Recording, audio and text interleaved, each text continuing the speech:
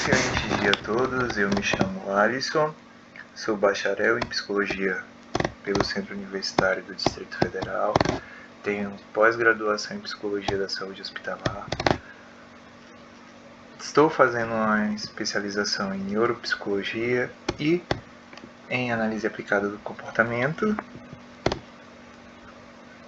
Vou estar ministrando aula de Gestão e Processos de Trabalho no Cotidiano no curso Técnico em Registro e Informação em Saúde.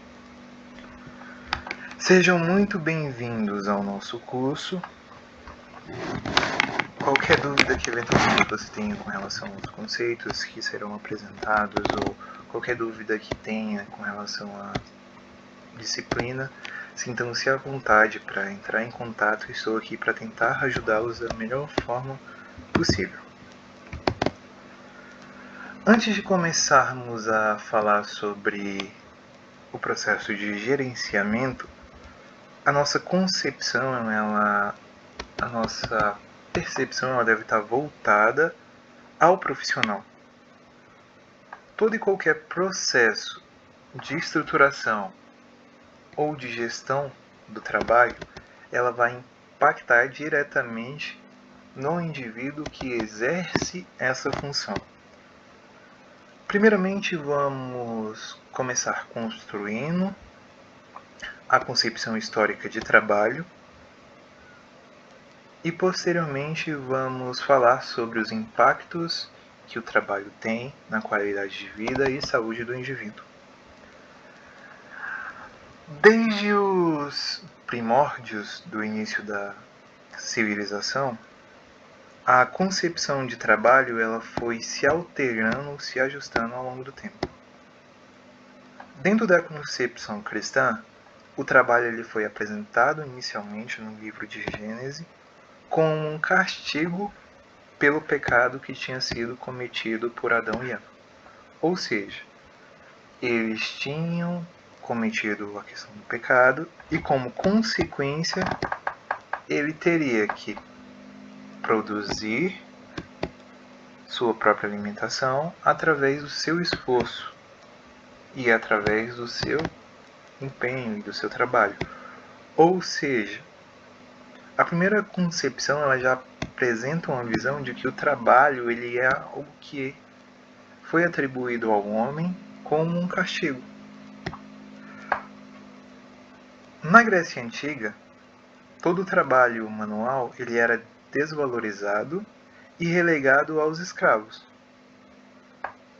Naquela época, se acreditava que o que era virtuoso, o que era bom, era o ato de pensar, de raciocinar e refletir. E todo homem livre, ele deveria ter tempo para se dedicar a aprender, pensar, refletir e filosofar. Então todo o trabalho que ele era manual, ele não tinha valor, não era visto como algo virtuoso. E nesse sentido ele era destinado aos escravos que eram dominados através das guerras que os gregos participaram.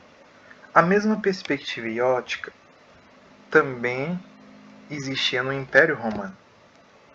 O trabalho ele era destinado aos escravos de povos que eram conquistados pelo Império Romano e as outras pessoas elas deveriam se dedicar às atividades militares, que é o que gerava o maior recurso para o Império, uma vez que dominavam povos e através das conquistas eles tinham a expansão do Império e também a conquista das riquezas daqueles povos. Na Idade Média, o conceito de trabalho ele começou a mudar, ele começou a sair daquela perspectiva que é negativa para algo que pode eventualmente ser bom. São Tomás de Aquino ele falava que todo o trabalho eles se equivalem. Ou seja, não existe uma atividade dentro da premissa dele que seja mais virtuosa que outra. E que o trabalho ele era uma atribuição divina, na perspectiva do São Tomás de Aquino, como o próprio Deus ele trabalhou, as pessoas elas também tinham que trabalhar.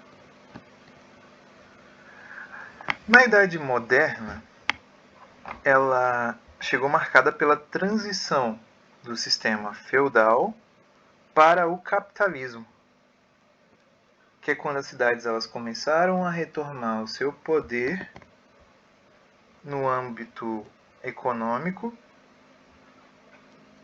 e onde se desenvolveu, se iniciou o mercantilismo.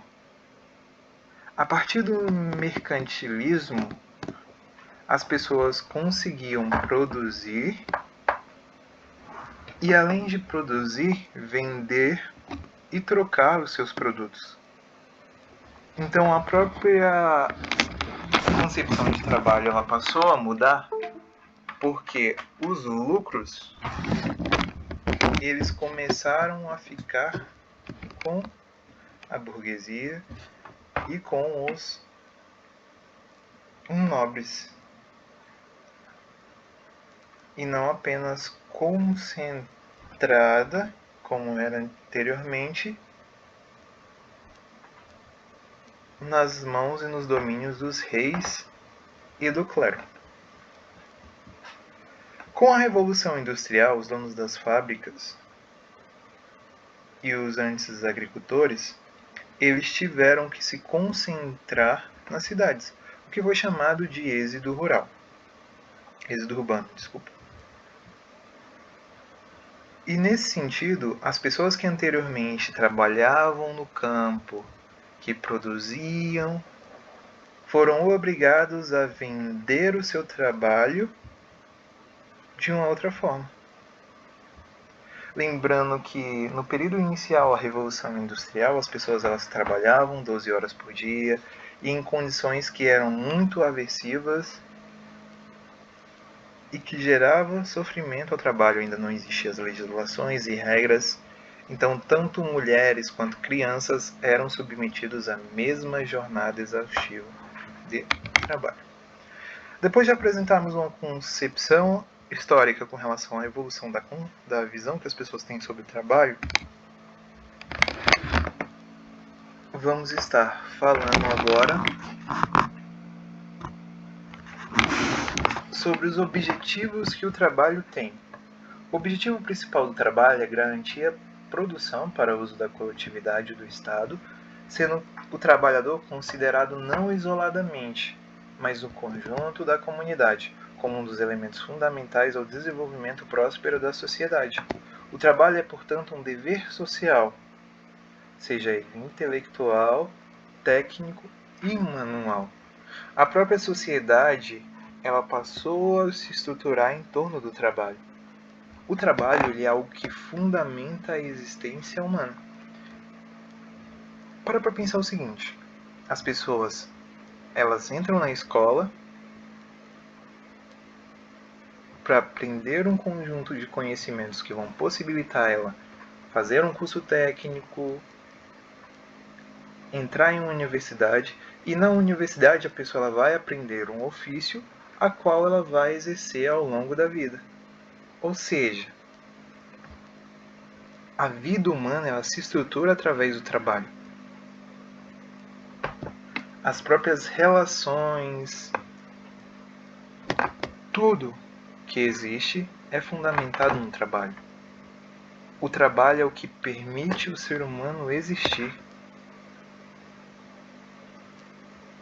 Quando as pessoas elas não têm acesso ao trabalho, quando elas não têm a possibilidade de exercer uma determinada atividade, automaticamente gera um processo de exclusão social. A pessoa não consegue comprar, não consegue frequentar determinados lugares. E existe a própria visão da sociedade que julga essas pessoas. Ou seja, o trabalho ele é algo essencial dentro da vida humana.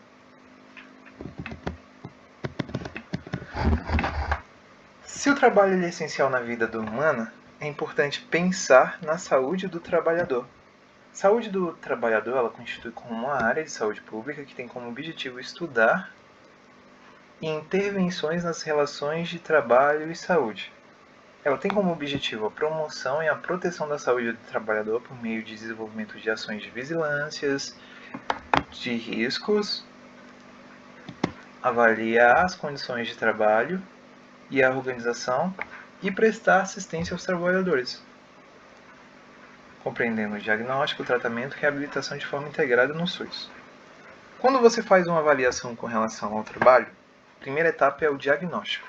O diagnóstico você vai avaliar de que forma a estrutura do trabalho, as relações sociais influenciam na saúde do trabalhador.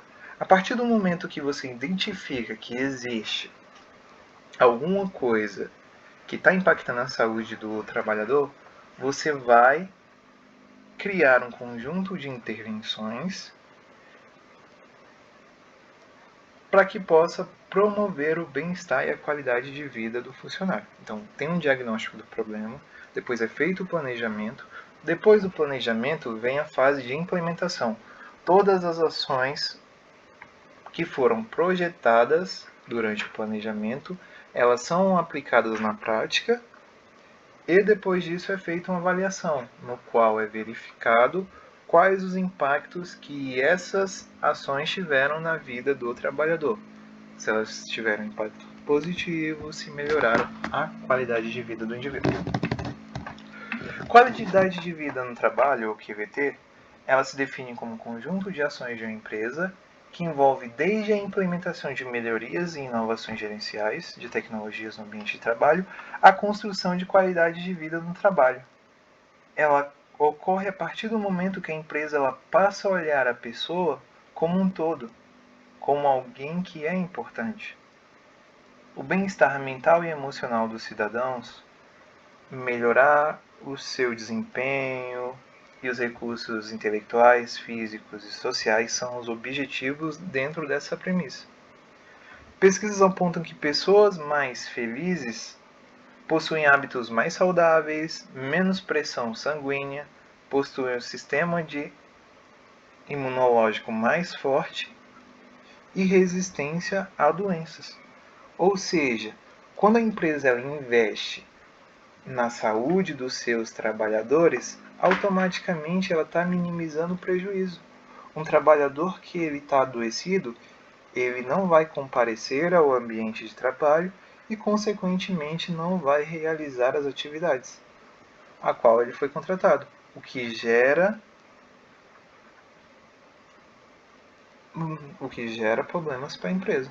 Ou seja, se a empresa não investe na qualidade nos seus funcionários, automaticamente isso vai gerar problemas para a questão da empresa, que muitas das vezes visam mais a questão do lucro.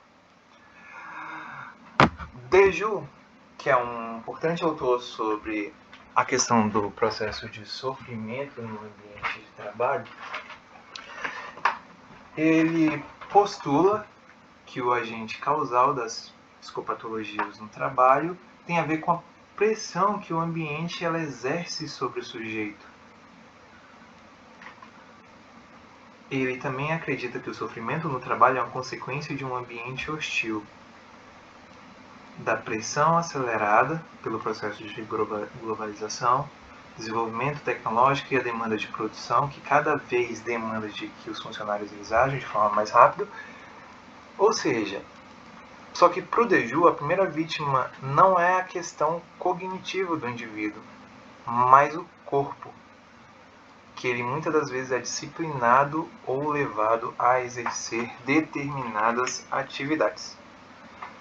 O sofrimento do trabalho ele tem 4 dimensões. A dimensão singular, que ela é herdada da história do indivíduo, por tudo que ele passou ao longo da vida. Sofrimento atual, que ocorre quando há reencontro do sujeito com o trabalhador, que é o que está acontecendo naquele momento. O sofrimento criativo, que é quando o sujeito propõe soluções favoráveis para a vida, especialmente para a saúde. E o sofrimento patológico, que ao contrário do sofrimento criativo, é quando o indivíduo produz soluções desfavoráveis para a vida que estão relacionados à saúde. Então, a nossa primeira aula se finaliza aqui. Agradeço muito a atenção de todos.